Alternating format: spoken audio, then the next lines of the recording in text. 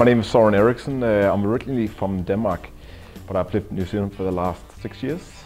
Married a New Zealand girl and have 2 kids down there, so I'm set to stay there for a while. Company-wise, I'm from 8 Wired. It's a brand that I run myself. I contract brewed at another brewery in New Zealand called Zealand Brewing. I used to work there as a brewer, and instead of starting up my own brand, my own brewery, I decided to contract brew it because they had the spare capacity anyways. The brewery is located on the South Island, top of the South Island, a place called Marlborough. That's where they grow the white wine from New Zealand. So if you get a Sauvignon Blanc from New Zealand, that's usually from that area. It's sort of the Napa Valley of New Zealand, you could say. A lot of white wine barrels. Actually, white wine barrels are quite hard to get, but Pinot Noir barrels are very easy to get down there. The winemakers doesn't like to get rid of the white wine barrels because they use them for decades, literally for decades. Whereas the red wine barrels they only use once or twice. I think at the moment I've got about 100 wine barrels sitting there aging all sorts of beers, traditional imperial stout, Belgian styles, saison, sours.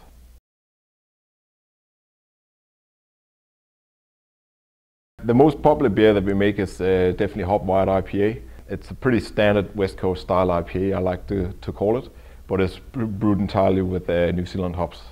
So the difference between that and an IPA with American hops is it's much more tropical fruitiness, it's much broader fruitiness, not sharp and citrusy and piney.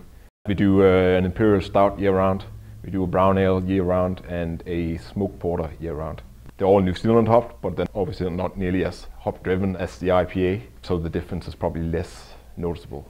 I'm very inspired of the American craft beer revolution. I like lots of hops, big beers, but then again also all the funky farmhouse things and sours I really like as well, so that's what I'm doing too. But I mean, obviously those two things are completely different. On one side you got the clean, straight, easy drinking ales, and on the other side you got much more complex things. The New Zealand beer scene, when I moved to New Zealand 6 years ago, there was hardly anything there. Basically nothing at all, and that's pretty much why I started homebrewing, because you just couldn't find anything there. 3.5 years ago I went pro with the job at Renaissance, and 2.5 years ago we started 8 Wired. I'm not leaving Renaissance, but I am looking for extra contract space, or maybe perhaps building my own brewery. It's not something I want to do, but it might be something that I have to do, because space is becoming limited. If we get our own brew house, it will still be in Marlborough.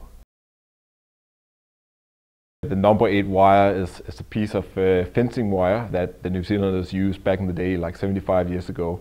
They couldn't get any spare parts, but they had this fencing wire readily available because all the paddocks were fenced with this. So whenever your car broke or anything broke, you had to fix it yourself. And they usually fixed it with the piece of number 8 wire. So it's sort of become a very emotional term for New Zealanders. It's something that they're very proud of, their ability to fix everything from nothing really and be self-sustainable.